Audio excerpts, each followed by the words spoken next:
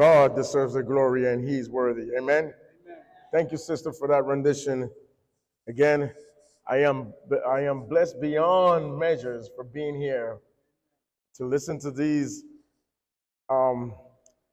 what can I say? These angels sing night after night.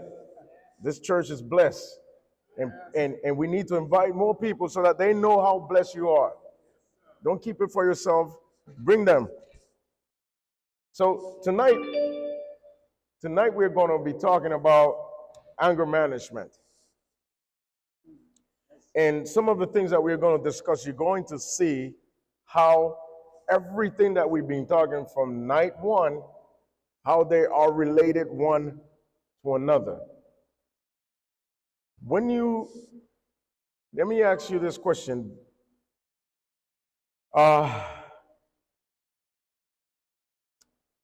How can I do the question? All right.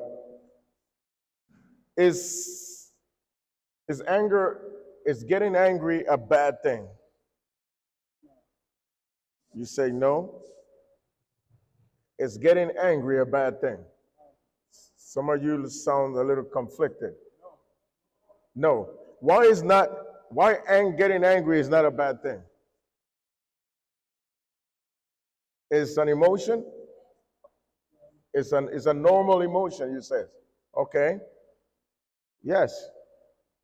And on top of that, you guys sing beautiful, you are smart too. It's a normal emotion. What makes getting angry bad then? How you react. So we know that, right? Who didn't know that? Before I say the next thing I was going to say. Who didn't know that getting angry is normal and that is how we react is what makes it really bad? Who didn't know that? So all of you knew that. Then why we react the way we react? Huh? It's a habit. The pastor says a habit. And what'd you say, ma'am?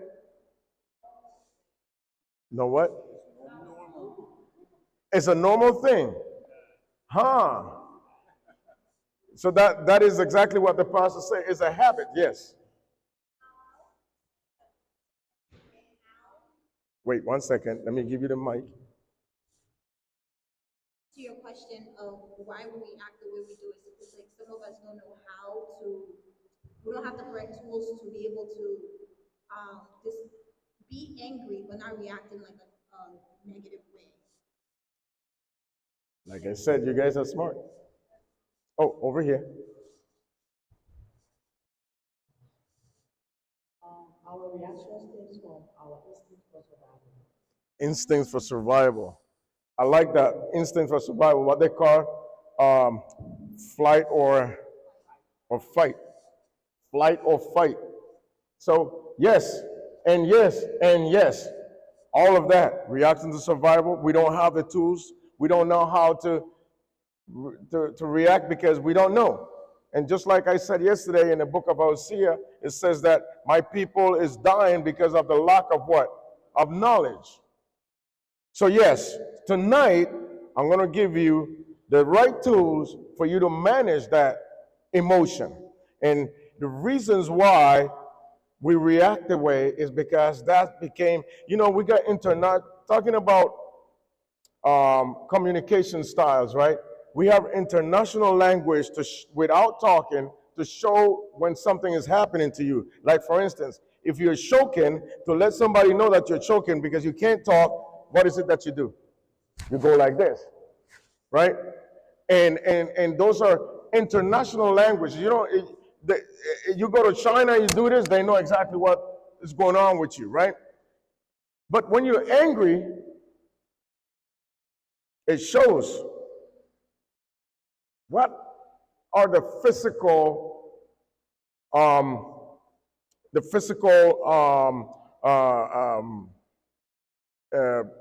what's the right word? Manifestation. What are the physical manifestations for you to know that someone is angry? They got a frown, they're angry, you can see it. Some other folks of other race, they will turn red. You could see them, boom. And then they call us colored people. But anyways, that's a commercial. That's a commercial. Don't laugh. It's a commercial. But yes, so, say again. Oh, yes. They tremble, she says. You could see the manifestation is showing how angry they are. What other ways you can know if somebody's angry? What do they do? Huh? They raise their voice.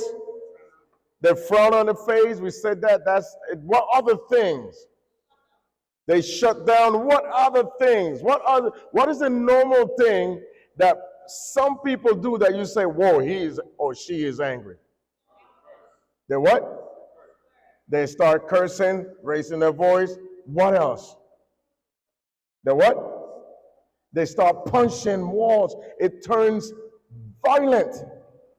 Now, there is a big difference between anger, aggression, and rage.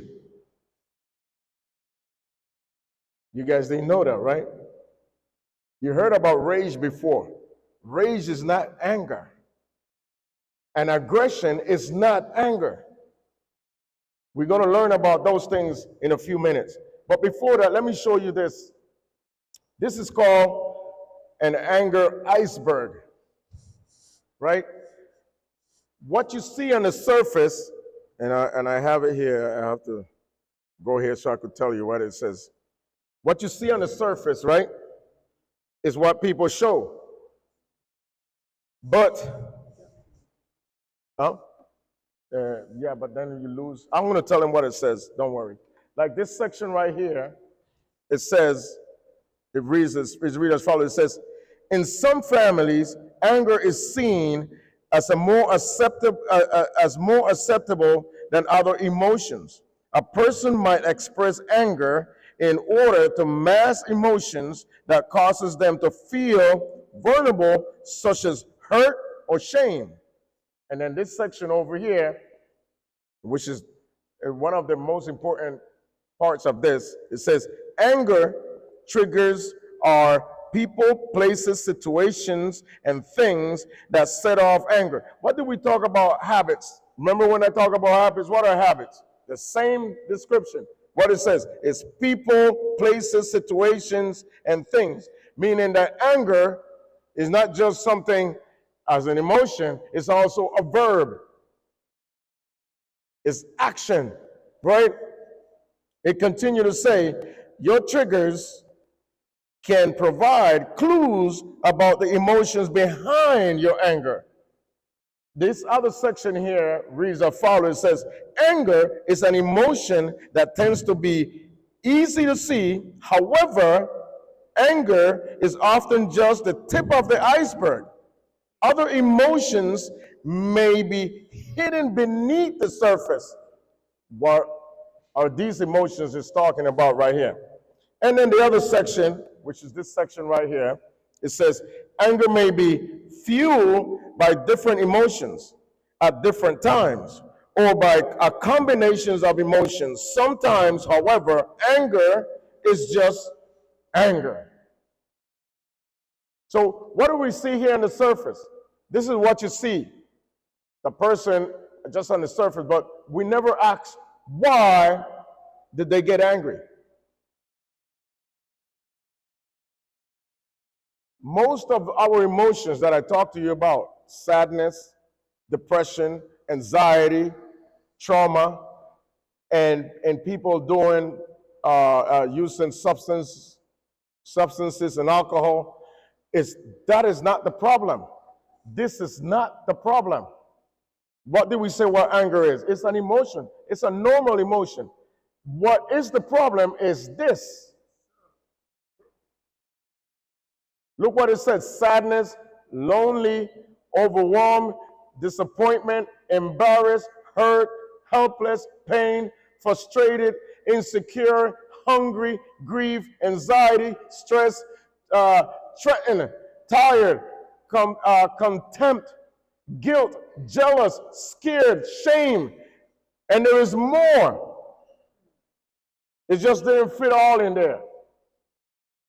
So now you're like, wait a second, does that sound like me? We're going to learn a little bit more. Now look what it says here. It says, in the most general sense, anger is what? A feeling or emotion that ranges from mild irritation to intense fury. How many of you guys got like that? And rage, fury and rage. Many people often confuse anger with aggression. When you start being aggressive or physically violent towards other people, that has nothing to do with anger. And I'm going to tell you why later. It says aggression is a behavior that is intended to cause harm or injury to another person or damage to property. Hostility, on the other hand, refers to what? To a set of attitudes and judgments that motivate aggressive behaviors. So now you're looking for something to motivate you to act aggressively, to act physically violent towards somebody else. Sometimes we're just looking for an excuse. For instance, I don't know if this ever happened to you, but have you ever went somewhere or try to meet somebody you didn't like, and you said the minute they say something, that's it. And you have that in your mind, correct? And then that person just happened to say that thing, and you said, that's it, that did it. Boom. Have that ever happened to you before? That's what you call a preconceived ideas. You have what we call what's the right word?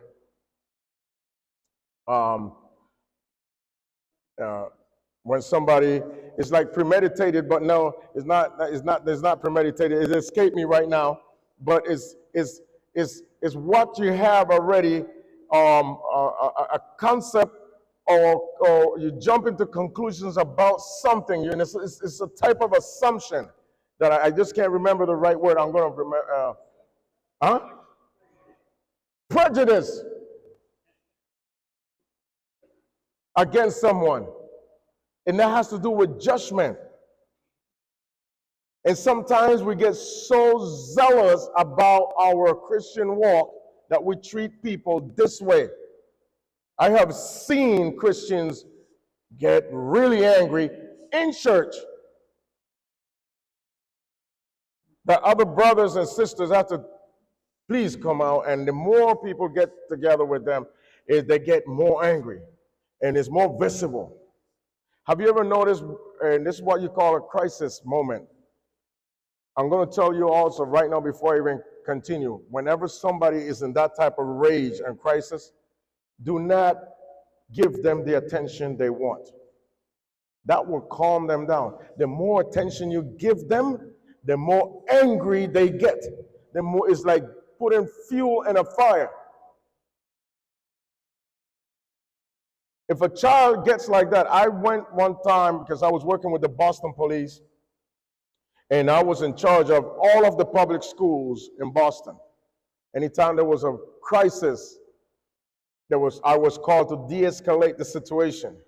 And they called me about a 10-year-old student who picked up, when they told me that, I couldn't believe it, who picked up the teacher's desk and threw it across the room. When I met this 10-year-old student, she was so small. Oh, wait, I went too far back. We were here, right? No, we were here. She was about this high, very skinny. Have you ever got so mad that you found incredible strength that you couldn't even believe you did that? This is what happens when you're out of control. Something else gets in control. Yesterday we talked about inhabitants in your mind.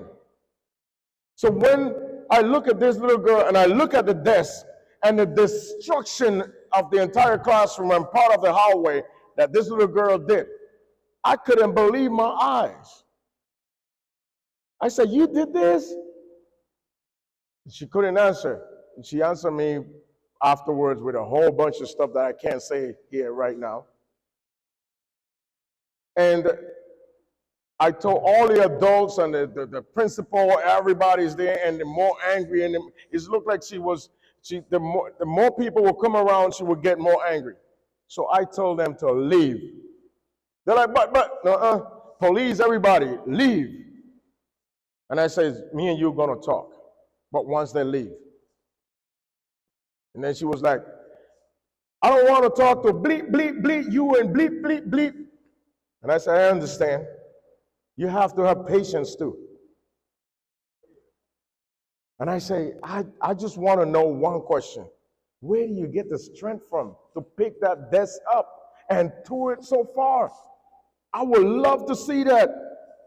And she started to laugh. Because I didn't ask her why she did it. I was just telling her how amazed I was about her strength. Because we have to have what? We have to be smart when confronting people, because the more you talk about the disgrace that they did, the more angry they will get. So I kind of complimented her, and she liked the compliment. I said, where you get that? Are you playing sports? And then she goes, no. I said, well, you like to. She said, yeah, but they don't have the program here at school. And I said, maybe I could talk to the school principal to see if they do something, because you need to channel that strength somewhere. And she smiled again.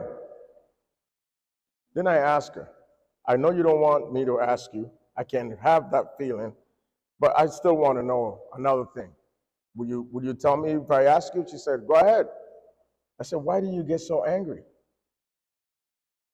She said, the teacher wouldn't give me a milk. I kid you not. The teacher would not give me a milk. And when I looked on another table, there was a whole bunch of cartons of milk. So the teacher had favoritism in the classroom. And every time there was time to give away milk, she never got one. The child got tired of it, of feeling discriminated, and she exploded. And when she saw that and this is what happens, when she saw that her peers, the other students, was looking at her, now she felt embarrassed. Now think about this person being you. You've seen your peers looking at you, now you're embarrassed. Now you say, you know what, they're all looking at me. I'm not gonna let this go out. I'm not gonna go out crying or anything. I'm just gonna make them know who I am. And she destroyed the entire classroom. And that's what happened. So what I did, all the students, go away. All the adults, go away. Then I called the principal and the teacher, because I didn't want to talk to the teacher alone. And I asked her, why didn't you give her the milk? She said, because she didn't deserve it. I said, who are you to tell us to know who deserves what? Especially food. That is, you're not paying for that. The state give it to you to give it to them. And I say to the little girl, and I call her by her name, I say, here's the milk. In fact, here is two. And I say, next time, give her the milk and you don't have to call me for this. Right? The other night I told you, we have the solutions to our problems. We just don't want to. Right? Anger is fueled by other things, just like what we see in the iceberg. It's fueled by that. Anger is not the problem. The problem is what's happening or why things are happening. Now you need to react, right? It continues to say here, right? It says, we already said that. I think I left off right here. It says hostility refers to attitudes, judgments, and motive. Okay, I said that part. Okay. So before you learn these definitions, did you ever confuse anger with aggression? But now you learn that it's not the same. Aggression is just the thing that you did because that's the way you thought that you need to express anger. That is culture and beliefs, learned behaviors. Over centuries, we have learned that to express anger, we have to be violent.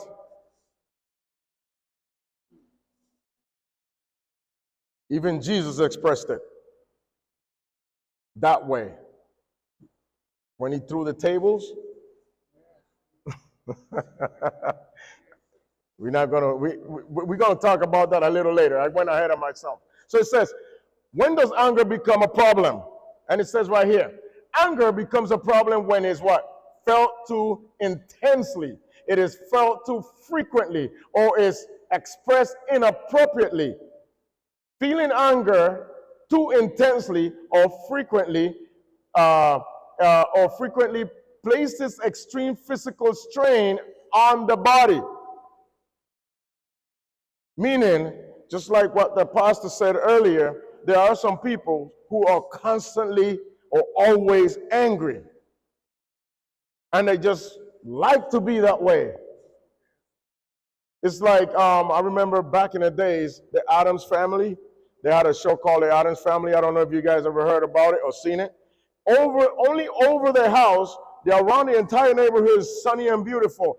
Only over their house is thundering and raining. So imagine a person walking with this cloud, dark cloud over their head, and you see thunders and lightning and everything. And that's the way they present themselves to you all the time. They just want to be angry. I remember seeing that movie Hulk, and the person asked the Hulk, what do you do to calm yourself down? What do you do to not get angry? He says, you got it wrong. I'm always angry. What I'm trying to do is to get calm. I already started the day angry. So I'm fighting to get calm. But as the day progresses, I get more angry. He said, I am always angry. Have you ever met people like that before? No matter what you say to them, they answer you with 12 rocks in their hands. Just like when we were talking about communication, effective communication, and people are just waiting to answer a question that no one ever asked. And that's the problem. So when does anger become a problem? It becomes a problem when it's what? Too intensely. You're just there thinking about it. It's just like when I gave you the example too. Let's say you hit your finger with a hammer.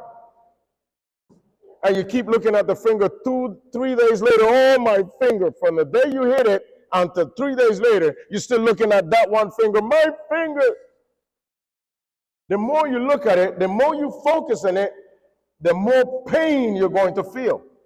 Because now you have the physical pain, and then to add to the physical pain, now you got emotional pain. So we got to take our focus off the pain so we don't have the emotional pain. That's why we do the breathing techniques and other techniques for you not to focus on what is actually causing you pain. So, payoff and consequences. It says, the important expression of anger initially has apparently payoff to examples, releasing tension, controlling people.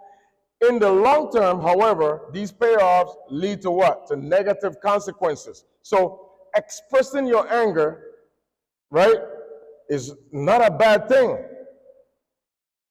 But you need to express it in a healthier way. It says right here, that is why they are called apparent payoffs. The long-term negative consequences far outweigh the short-term gains. So apparently, you're feeling good. So when you get angry, right, and you feel like what the sister said earlier, you start punching walls, right? You start punching a wall, you will feel good. But guess what happens? You thought the wall was sheetrock, and it was actually full cement wall, and now you broke your hand. What are the consequences? Right? Now you got a lot of pain, and you're walking with a cast on your hand because you got mad and you punched the wall. So these are the consequences, like what happened here. Now he got to go buy a new computer. And this guy here, he's got to go buy a new shirt. So what are the consequences here? Right? So myths about anger. I want you guys to really take close at this. Myth number one, the way you express anger cannot be what? Changed. Is that true? Or is it not? Well, let's see. It says, one misconception about or myth about anger is that the way people express anger is inherited and cannot be changed. Our facial expressions and our nervous system responses when we become angry are inherited. But what we do next, our behavior is what? Learn. Just like I told you, some of the stuff that we do, okay, I'm going to show them how angry I am. I'm going to break this phone. Blah. Don't mess with me. Do you know by doing that, they could lock you up in jail? They call that a threat. The guy was arguing with his wife. His wife was accusing him of the phone. Well, that was back in the days. I don't know if you guys remember beepers. Yes. Okay, he said, the pastor said yes. So let's change it to cell phones so that you guys can understand better. He was getting the phone calls he was getting was from other women. And it wasn't so. And he assured her that she was wrong. But she continued saying that it was, and he got angry, and he said, you know what? Let me show you what I think about this phone, because you think that this phone is more important than you. And he took the phone and threw it against the wall, boom, it shattered in pieces. She calls the police. The police come, and she said, look what he did. And the police arrested him. He said, I didn't touch her. And he explained to the police what was going on. He said, she was accusing me of this. I just wanted to show her that the phone is not important to me, and that's why I smashed my own phone in the wall. And they said, that is a threat. Wait, what? A threat? Yes. What you did is show her that if she continued talking next, then this is what would happen if she continued talking. You smash the phone. Now the phone is what destroying, next is you. So our behaviors, our actions have bad consequences. And you may not thought of hurting, or he may not thought of hurting her, but that's what she perceived, her perception. That was the word I was looking for earlier. Our perceptions and assumptions is what we see. They say what? First, the first impression is what counts. Now, I am perceiving that you're going to do something to me. I don't know what you're doing. I can't read your mind, but I got to protect myself. Just like somebody said that earlier. It's about, you said that, ma'am, about protecting yourself. Right? So the next, it says, wait, I went too far. It says, because people are not born with a set of what? Specific ways of expressing anger, it is possible to learn more appropriate ways to expressing anger. Similarly, it is also possible to change the way your nervous system reacts after you get angry. Look what it says. It is possible to change your nervous system. Do you know that? I'm talking about your nervous system. How can you change that, right? Now it says, you can learn to calm down more quickly with practice. Now, people have practiced for many years how to react angrily violently towards anger. Now it's time to practice how to calm down. Right? Myth number 2, it says, anger automatically leads to aggression. That is a lie. It says, a related myth involves the misconception that the only effective way to express anger is through what? Aggression. There are other more constructive and assertive ways, however, to express anger. Remember, we were talking about effective communication. What did we say? What did we learn about effective communication? That we need to be assertive, right? Not passive, not aggressive, and definitely not passive aggressive, right? And this is what we're talking about. It says effective anger management involves controlling the escalation of anger by learning the following: assertiveness. Again, that word, that's like the magic word. If we were in Sesame Street, they would say the word of the day is assertive. I don't know what number it will be, but assertiveness skills, meaning if you want to be assertive about something, you have to go pick up a book, learn something, ask something, and learn something. Because to be assertive, you have to come from a base of education and know what you're talking about, not what you just heard. So right now you guys are listening to me, and I would like for you guys to go and read it yourself and educate yourself about all of this that we've been talking about every night, right? The next one, it says, changing negative and hostile thoughts or self-talk. Remember what I told you, sometimes we have that idea in our mind. Yes, I'm going to do this, I'm going to do that, and you start thinking about it. You don't want to hurt somebody, but because you thought about it, you react unconsciously about it.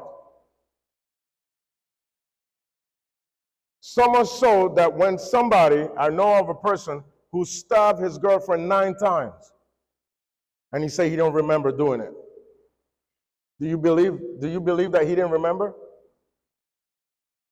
I'm going to tell you that that is real. You ever heard of people saying that they're blacked out? And when they came back from the blackout, they see the damage they did, and they said, when did I didn't do that. That's what happens. You put the thought in your mind, and then you act it without even knowing that you're doing it. He told me, I don't remember doing it. The only thing I remember telling her, she wasn't going to work.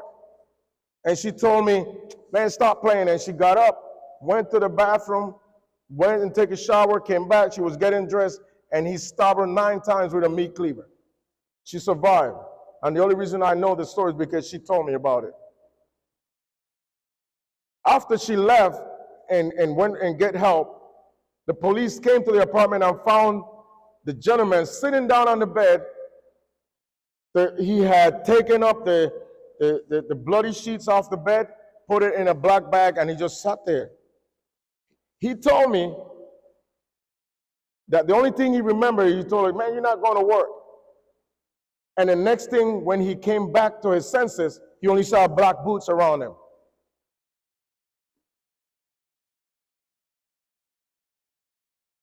Anger can lead you to do things you don't want to do.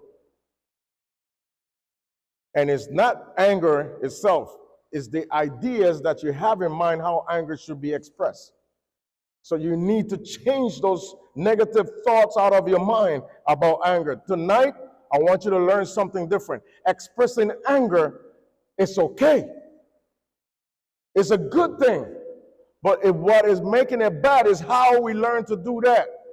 You can tell somebody, you know what, I'm angry right now, and I don't want to disrespect you. So can you just give me a moment so I can gather myself, calm myself down, and then we could continue this conversation.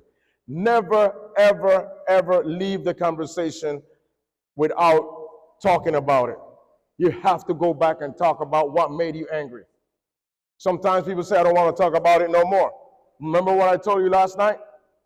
That's not resolving the issue. You're resolving that issue on your own terms when it should be what? Mutual what? Mutual terms, right? The next one says, challenging irrational beliefs. Just like I told you, the irrational belief. What is an irrational belief? The crazy ideas that come to our mind. That is not rational. Like jumping off an 8-story building and surviving. That's not rational.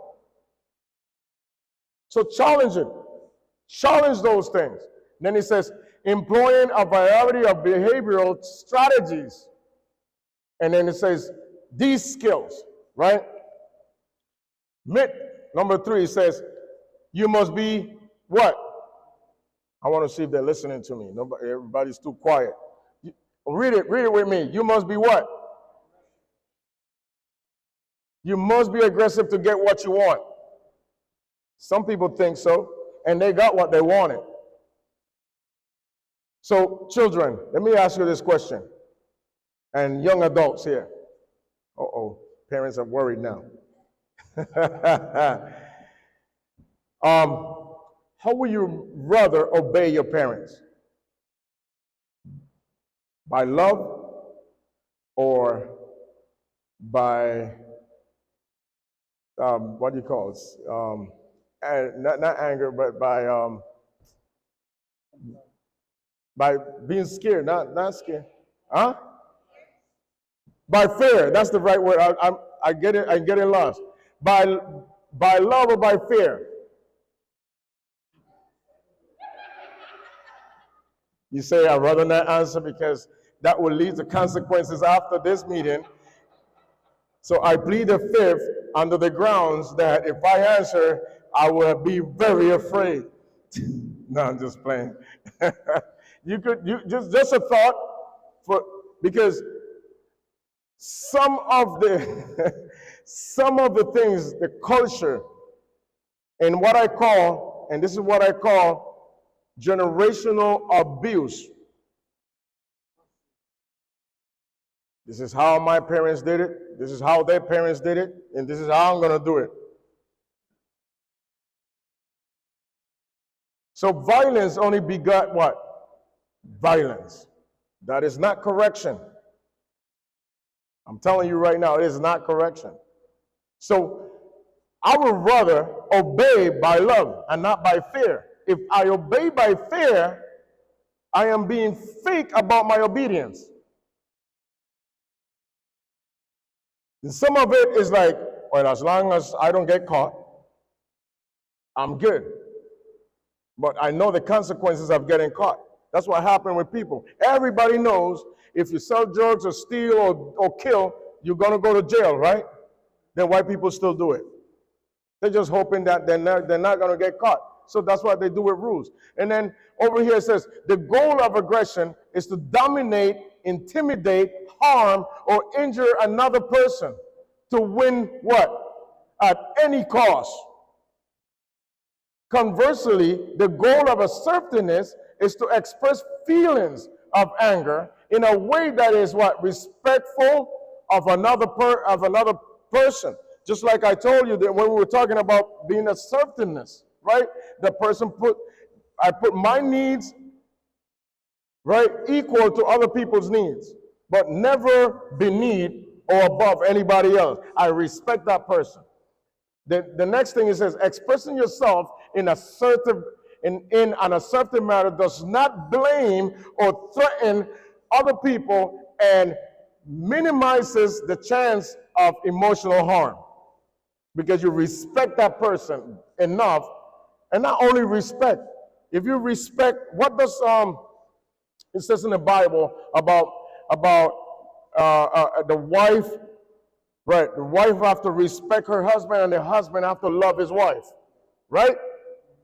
So if I respect you, that means that I love you, and if you love me, that means you respect me. You see how that goes? So when you actually respecting other people's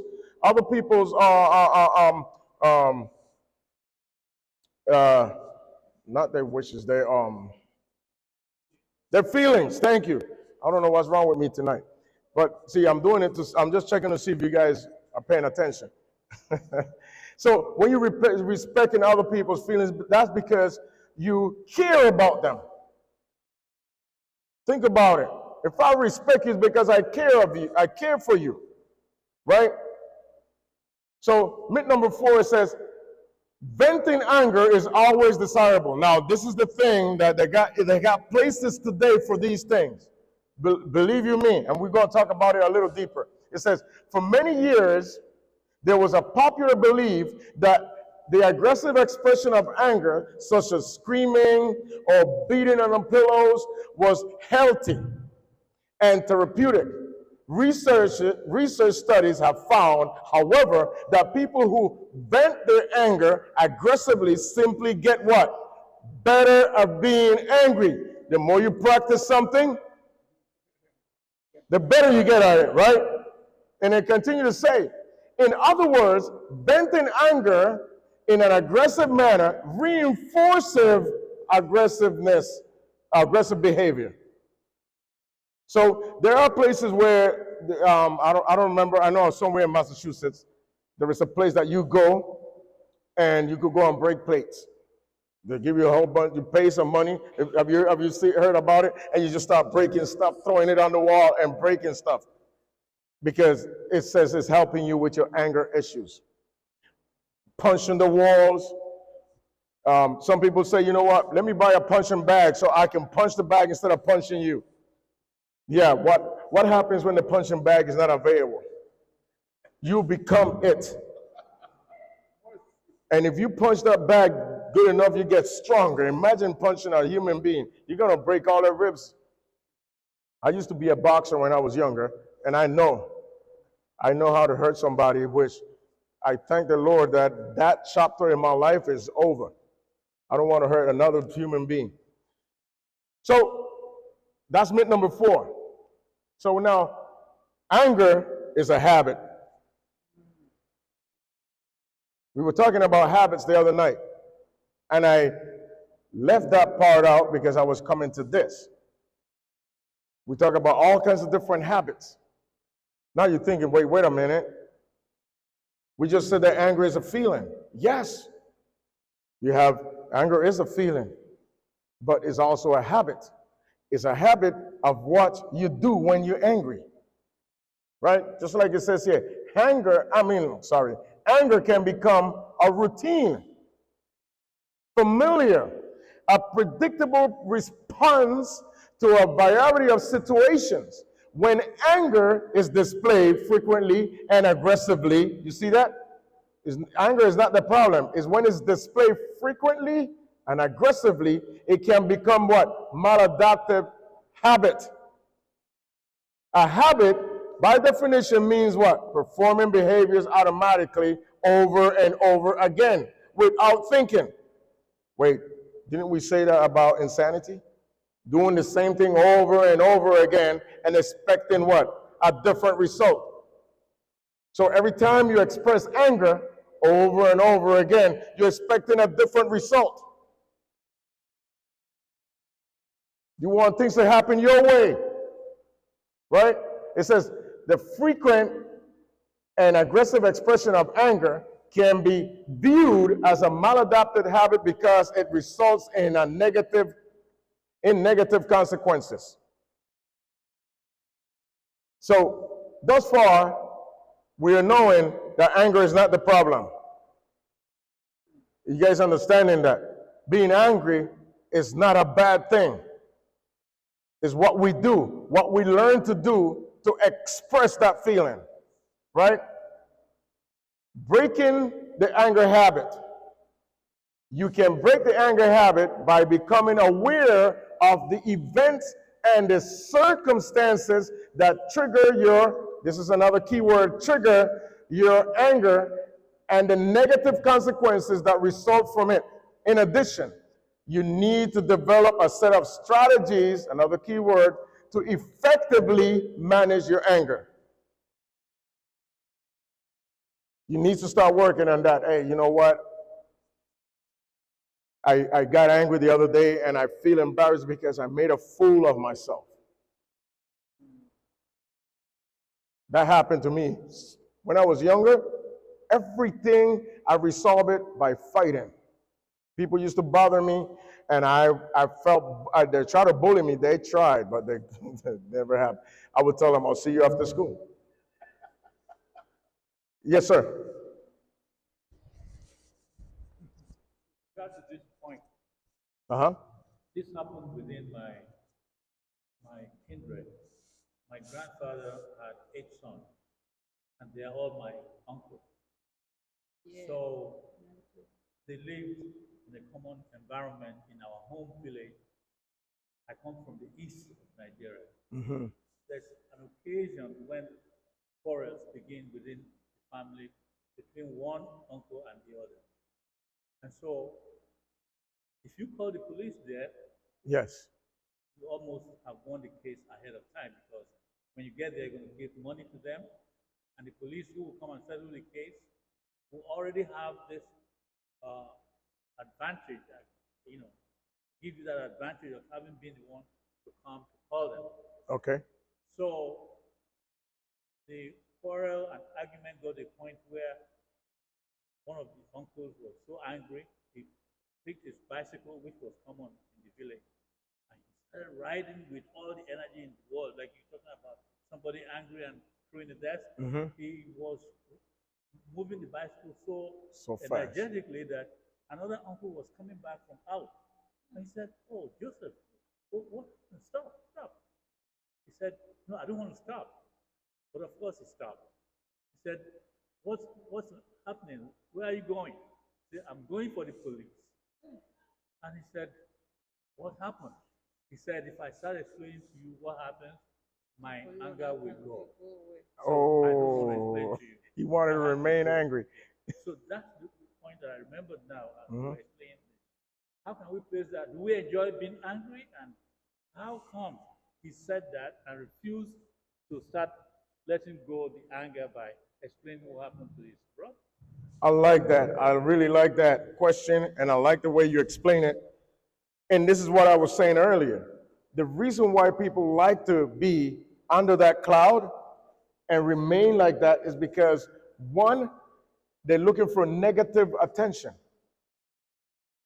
You have people who are always crying for no reason, only the reason they know. And then people will always come and try to, "Oh, brother, oh, sister, and it's okay, God is with you." And every time it's the same thing. People get tired of them, and then they start avoiding them. Like, "Oh, there goes Sister So, let me go this way." Right? There are people that they just like to be under that because they want to show how big and tough they are. When you're angry, like I said, like I remember a comedian say, "Have you ever seen some people that are always walking hard?" They say walking hard. They're like, "Hey, what's up, man? What's going on?" Yeah. So, and they sleep like that too. "I'm going to bed." They sleep hard. They get up hard. It's like, wait, what? Why you always got to be like that? It's because they develop this persona. And each one of us have a mask for every different situation, every different thing. We have a mask when we're in front of our parents. We have a mask when we come to church. We have a mask when we're in the courthouse. We have a mask. We don't want to go to jail. We have a mask. We have a mask when we're in front of the pastor. We have a mask when we're in front of our wives or husbands. We have a mask when we're in front of our children. But when the time comes, when you're alone, sometimes we don't take off the mask. Michael Jackson said it right in one of his songs. He says, "I'm talking to the man in the mirror." The man in the mirror. Sometimes we need to talk to the person in the mirror. We forgot that that person exists. We develop this image that we want people to see us this way, so that they could be afraid. If you're angry all the time, you want people to respect you. Is that a way to gain respect? Imagine that you walk in and your children tremble when you walk through that door.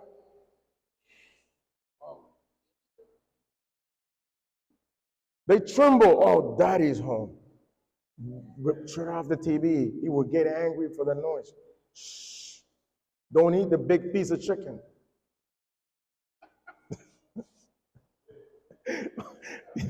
Oh, I touched a vein back there. She remember you ate the chicken, right? She's, but yeah, did that answer your question, my brother? It's negative attention, right? So it says the frequent aggressive, right here, the frequent aggressive expression of anger can be viewed as a maladapted habit. So now, breaking the habit, we were talking about that. You can break the anger habit by becoming aware of it, right? And then developing new coping skills to deal with anger. Here is something that you guys should have. Take a picture of it. And notice it's go by days.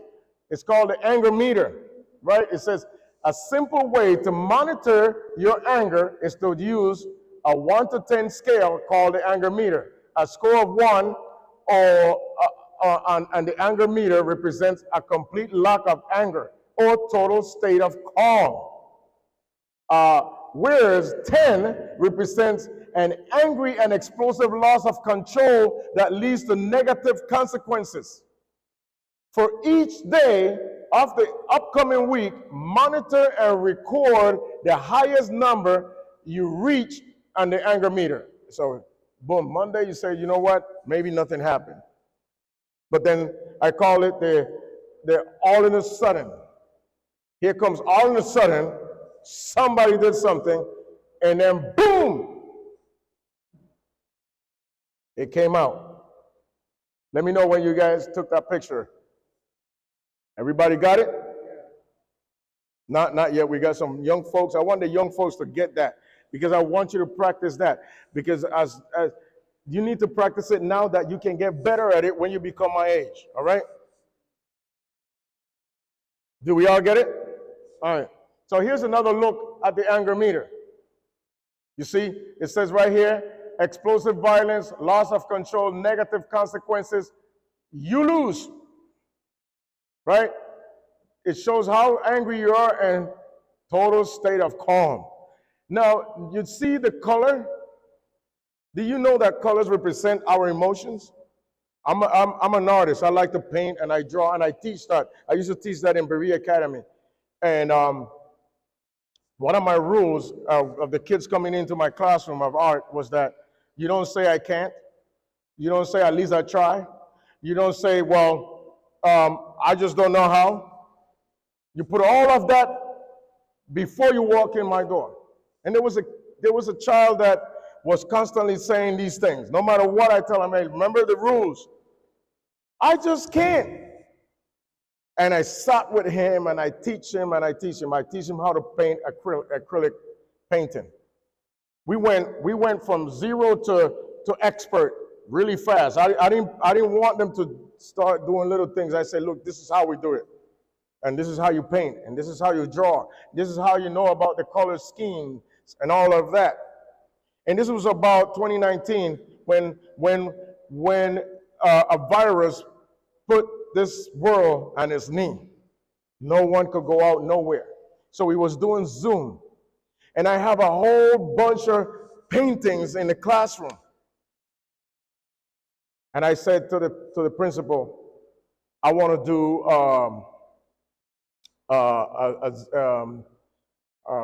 what they call when you're selling something. Not just a sale, but it was like when you go to the auction. I want to do an auction to auction out the children's painting because they did a wonderful job. Tomorrow night I'll bring some of the paintings so that you guys see. I'll bring one of the paintings so you guys can see it. I mean, Friday night. Friday night. Don't come tomorrow. Don't come tomorrow. Friday night. The painting started selling. We were doing it on Zoom, and the parents and invited other people. They heard about the auction. The money was going to go to help the student pay for their tuition. So parents started bidding on their own children's painting. But other people started bidding too. I got a painting that sold for like $200. Then another one sold for $300. One of my paintings sold for like $400 because I put my paintings in there too. But this child, his mother started bidding. When I put his painting, his mother started bidding. And then another person started bidding on it. And another parent. And there was a battle. Even to the point that the mother said, please stop bidding so I could buy my own child's painting. And I said, you can't do that. This is an auction. And the bidding continued. The painting was sold for a whopping $800. The painting of the child that didn't want or thought that he couldn't do it. He began, right on Zoom, he started to cry. And he started telling Mama, what? People bought my painting? My painting? And I said, I couldn't. And I said, see, you could. And he began to cry. And I remember that when I said the color scheme is because I was teaching them about how certain colors represent emotions. This one is a hot color, and it represents the emotion of being angry. There is artistic style, Asian style, Japanese I think it is, that is called the figure. Have you ever seen some artists when they're painting, they're just splashing paint and doing all stuff and using all and scratching and doing that, and they call that art? The artist, what is showing is his feelings. So I remember when I went to Northeastern University for art school, I only went for 2 months because then the school started to change to Sabbath. And I don't do nothing on Sabbath. So I stopped going to the school. I already had knowledge, the 2 months enough for me because thank God, just like you guys are blessed with music, I'm blessed with art. I was born with this talent. So I said, well, I don't need the school. I got what God gave me, and that's good enough. So the first class that I went, we were they had the podiums in a semicircle, and I remember seeing a bathtub in the middle of the classroom. And I'm with the podium right here, and then the professor asked the model to come in, and she came in with a robe, and she got in the tub.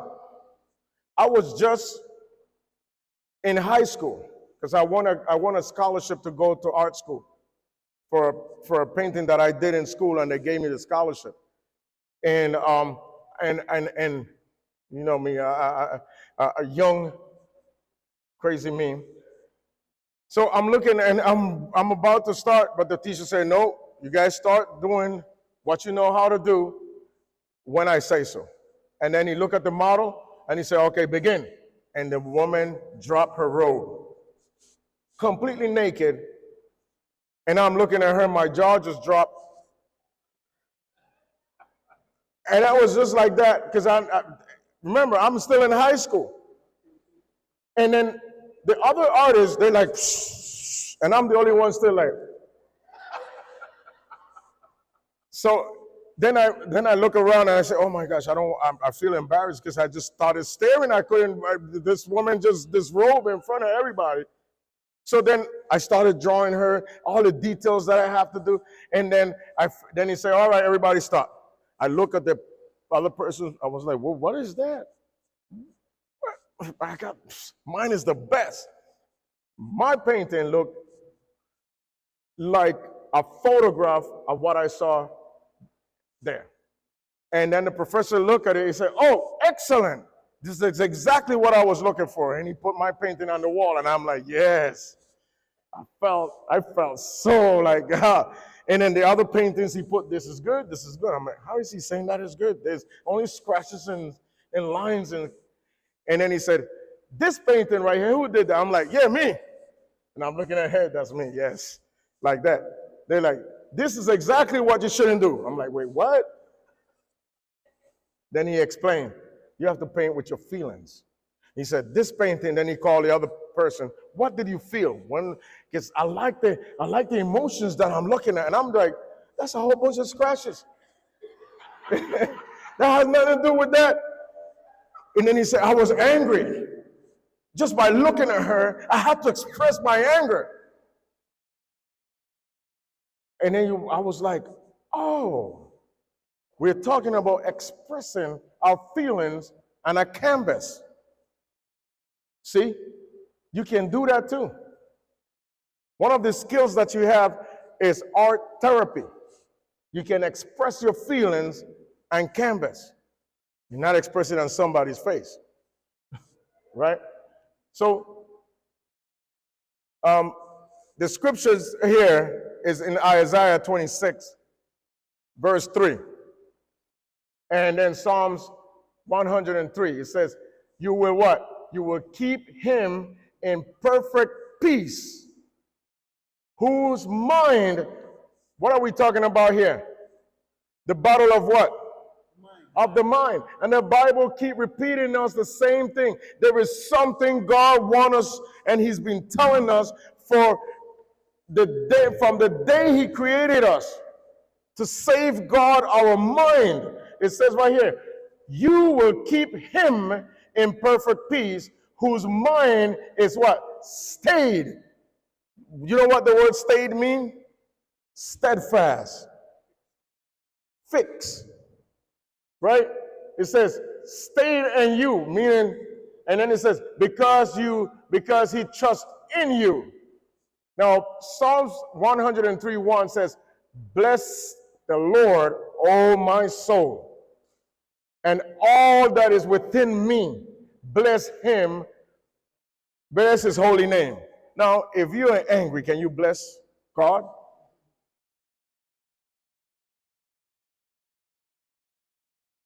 If right here it says emotions are important and normal, it would be weird if we didn't have emotions. Accompanying many of the things we go through life, your emotions should be what? In the vehicle with you, but they shouldn't have the wheel to your life.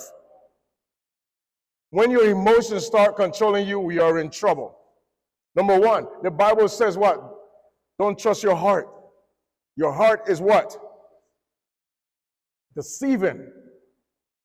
You can't trust the heart. Any decisions you make with your heart is a bad decision.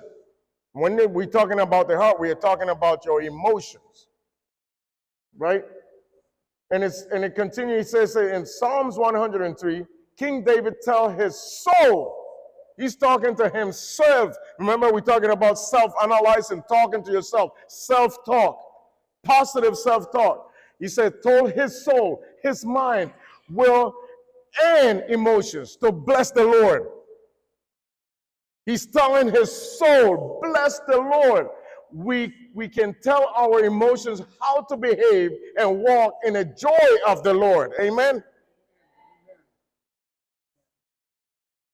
Now, you're like, hey, man, remember we were talking about the split self? Hey, man, you better control yourself here. We're going to talk about this after we go home. Right now, you're showing off. It sounds like I'm going nuts. But yeah, it says anger and rage now. The Bible contains many verses about anger and rage, including those that condemn anger, those that provide guidance in how to deal with anger, and those that suggest that not all anger is bad. Like, for instance, James 1:19 and 20. Read with me.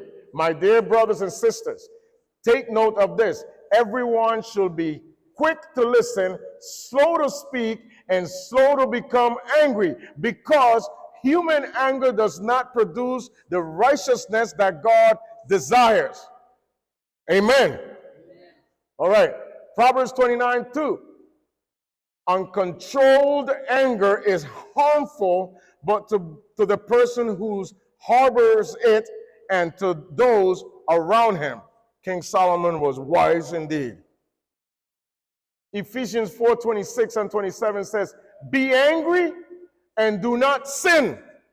Remember what we talk about. We talk about being angry is what? It's good. It's part of your emotions. You need to express it in a good way, but do not sin. Do not let the sun go down on your anger and give no opportunity to the devil.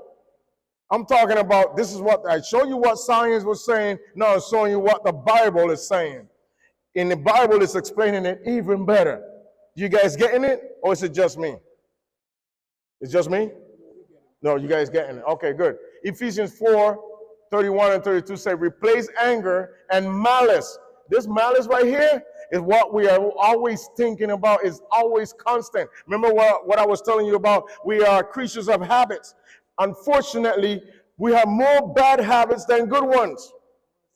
It is so bad that when we do a good thing, we can't even believe that we did it.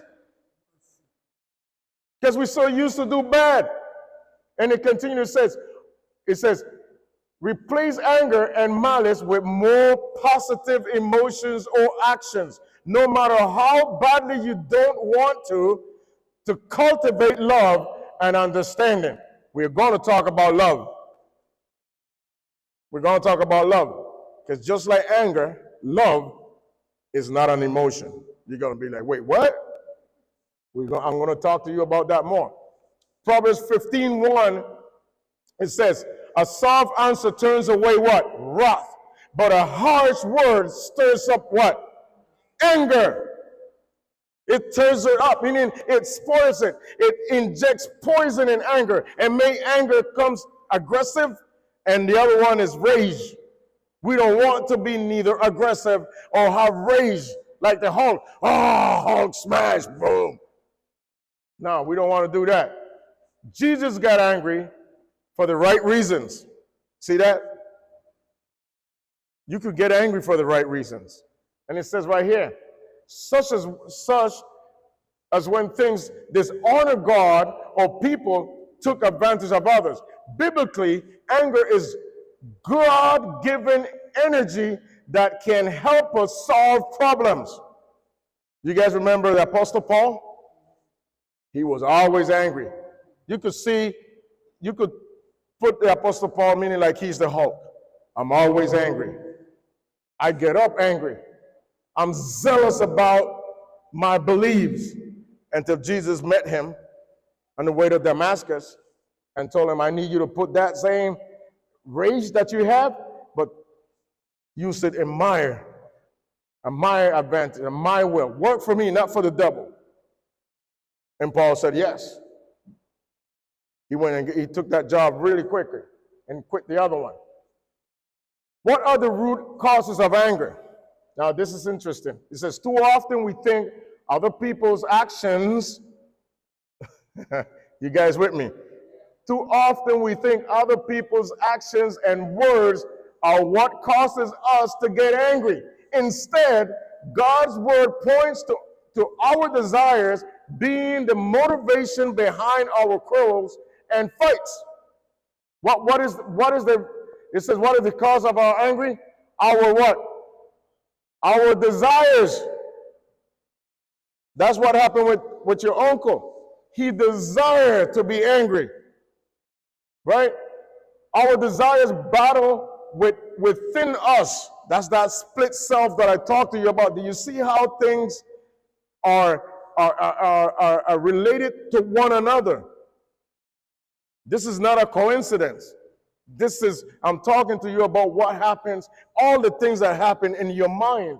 It says, our desires battle within us, and when a person intervenes in some way and becomes an obstruction in your path to those desires, remember the little girl throwing the table that I told you, and then people try to calm her down, or the people that you try to calm down, they get what? They get more angry, because now you're in my way.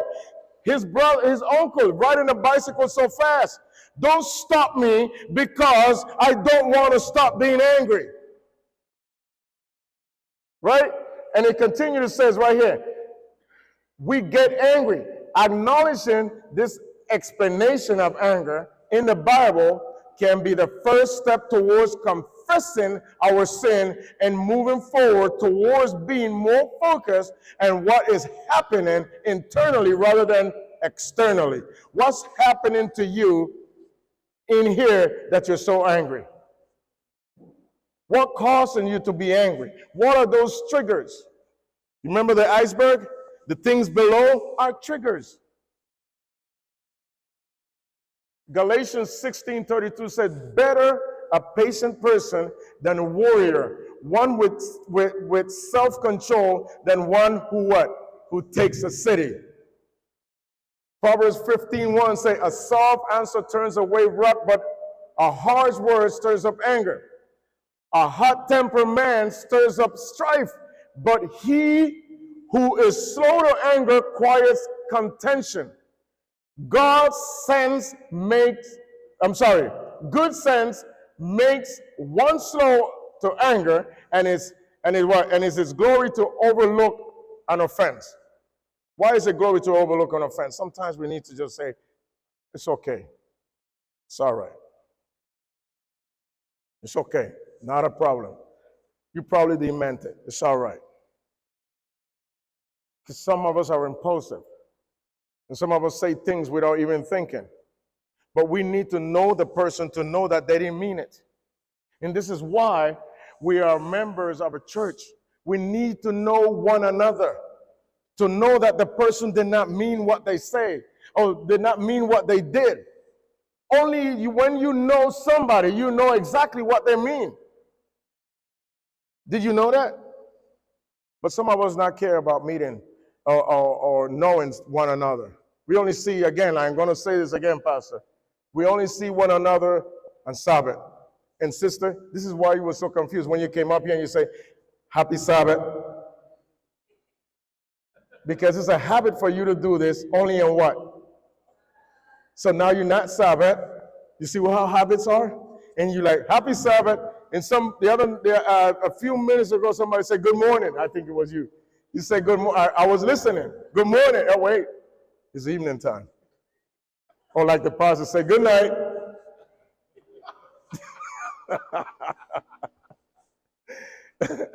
I have to put that one in there. That was a commercial. So, any questions? Pastor, do not get angry at me. It's pastor time. So guess what, my sister? Write your question down, and because the time is up. But please write your question down. I don't want you to feel bad. Don't get angry at me. See, I'm learning. Please write the question down. Put it in the box. We're going to answer some of your questions. Not some of them, all of them. We want to answer your questions. Please, please, please, please, please. Bring somebody on Friday. Bring somebody Friday. Friday night, we're going to talk, which is going to be Sabbath night. We're going to talk about love. How many of you would like to know about love?